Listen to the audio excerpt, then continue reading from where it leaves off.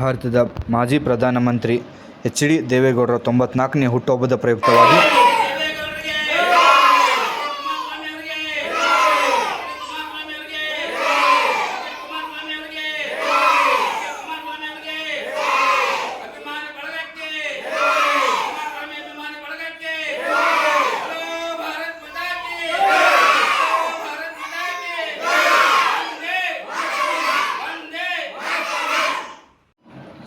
H D. ದೇವೇಗೌಡರ ಅಭಿಮಾನಿ ಬಳಗ ಗದಗ ಕಾರ್ಯಾಲಯದಲ್ಲಿ ಅವರ 94ನೇ ಹುಟ್ಟುಹಬ್ಬದ ಪ್ರಯುಕ್ತವಾಗಿ ಬಡ ವಿದ್ಯಾರ್ಥಿಗಳಿಗೆ ಬುಕ್ ಹಂಚುವ ಮುಖಾಂತರ ಮಾಜಿ ಪ್ರಧಾನಮಂತ್ರಿ ದೇವೇಗೌಡರ ಹುಟ್ಟುಹಬ್ಬವನ್ನು ಆಚರಿಸಲಾಯಿತು. ಈ ಸಮಯದಲ್ಲಿ ಉಪಸ್ಥಿತರಿದ್ದರು ಬಸವರಾಜ್ ಎಸ್ ದೇಸಾಯಿ, ದಾವಲ್ ಸಾಬ್ ಮುಳುಗುನ್ ಇತರರು ಭಾಗಿಯಾಗಿದ್ದರು.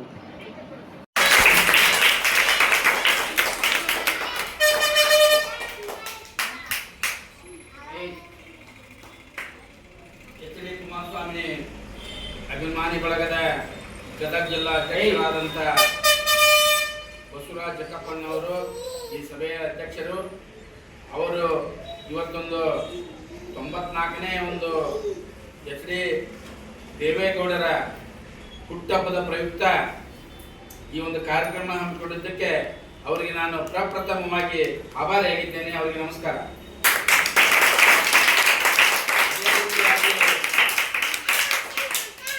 ಕುಮಾರಸ್ವಾಮಿಯವರ ಮತ್ತು ಎಚ್.ಡಿ. ದೇವೇಗೌಡರವರ ಅಭಿಮಾನಿ ಇನ್ನೋರ್ವರಾದಂಥ ನನ್ನ ಸಹೋದರ ಸಮಾನಂತ ದಾವಲ್ ಮುಳುಗುಂದ್ ಅವರಿದ್ದಾರೆ. ಅವ್ರಿಗೂ ಈ ಸಂದರ್ಭದಲ್ಲಿ ಅವರನ್ನು ಕೂಡ ನಾನು ಸ್ಮರಿಸುತ್ತೇನೆ. ಮತ್ತು ಇನ್ನೋರ್ವರಾದಂಥ ಆನಂದ್ ಗೌಡ ಇಂದ್ರೇಗೌಡರು ಇದ್ದಾರೆ. ಅವರು ಕೂಡ ನಮ್ಮ ದೇವೇಗೌಡ ಮತ್ತು ಕುಮಾರಸ್ವಾಮಿ ಅಭಿಮಾನಿಗಳು ಅವರನ್ನು ಕೂಡ ಈ ಸಂದರ್ಭದಲ್ಲಿ ನಾನು ಸ್ಮರಿಸುತ್ತೇನೆ. ನಮ್ಮ ಸಹೋದರಿಯರಿದ್ದಾರೆ ಹಾಗೂ ಎಲ್ಲ ಮಕ್ಕಳಿದ್ದಾರೆ. ಅವ್ರಿಗೆಲ್ಲರಿಗೂ ಈ ಸಂದರ್ಭದಲ್ಲಿ ನಾನು ಎಚ್.ಡಿ. ದೇವೇಗೌಡರ ಒಂದು ಹುಟ್ಟುಹಬ್ಬದ ಶುಭಾಶಯಗಳನ್ನು ನಾನು ಹೇಳಬಯಸುತ್ತೇನೆ.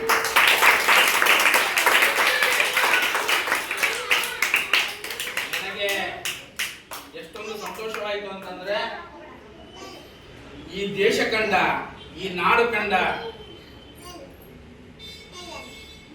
ಮಹಾನ್ ಮುತ್ಸದ್ದಿ ರಾಜಕಾರಣಿ, ರೈತರ ಪರ, ಬಡವರ ಪರ, ಕೂಲಿ ಕಾರ್ಮಿಕರ ಪರ, ಮಹಿಳೆಯರ ಪರ, ಅಲ್ಪಸಂಖ್ಯಾತರ ಪರ, ಹಿಂದುಳಿದ ವರ್ಗದ ಪರ, ಎಲ್ಲ ವರ್ಗದ ಜನರನ್ನು ಸಮತೋಲನದಲ್ಲಿ ತಗೊಂಡು ಹೋದಂತ ಯಾವುದಾದ್ರೂ ಒಬ್ಬ ನಮ್ಮ ದೇಶದೊಳಗ ರಾಜಕಾರಣಿ ಇವತ್ತು ಇದ್ದಾರೆ ಅಂತಂದ್ರೆ ಅದು ಎಚ್.ಡಿ. ದೇವೇಗೌಡರು ಅಂದ್ರೆ ತಪ್ಪಾಗ್ಲಿಕ್ಕಿಲ್ಲ.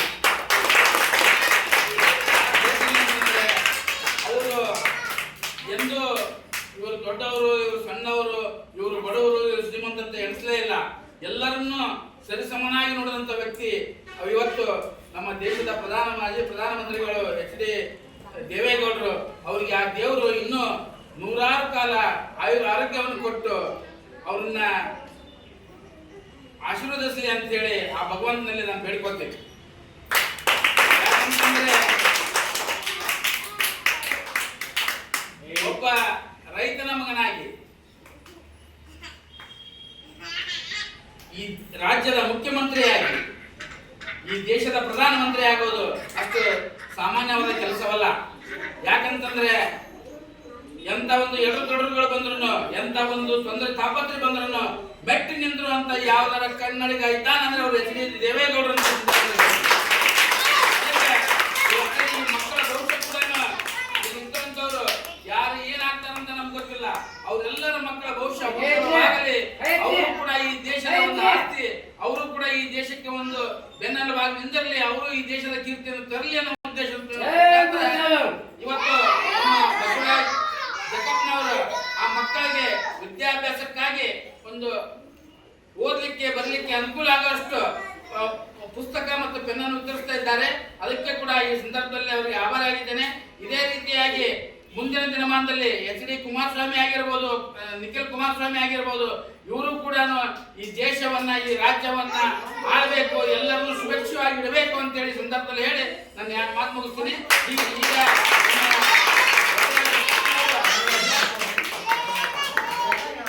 ಅವರು ಎಲ್ಲ ಮಕ್ಕಳಿಗೆ ಪುಸ್ತಕ ಮತ್ತು ಪೆನ್ನನ್ನು ವಿತರಿಸಬೇಕಂತೇಳಿ ಅವರಿಗೆ ಅಭಿನಂದಿಸ್ತೇನೆ. 94ನೇ